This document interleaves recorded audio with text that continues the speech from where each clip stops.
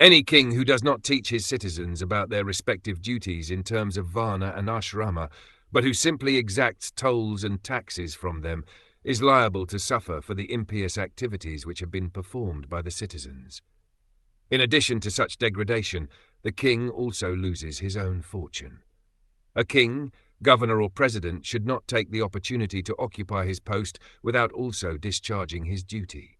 He must teach the people within the state how to observe the divisions of varna and ashrama.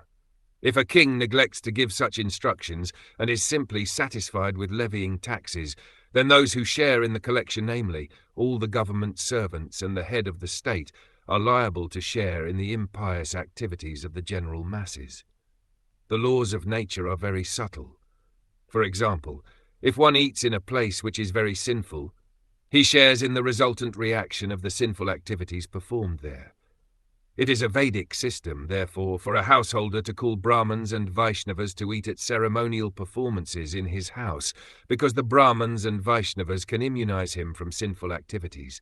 But it is not the duty of rigid Brahmanas and Vaishnavas to accept invitations everywhere.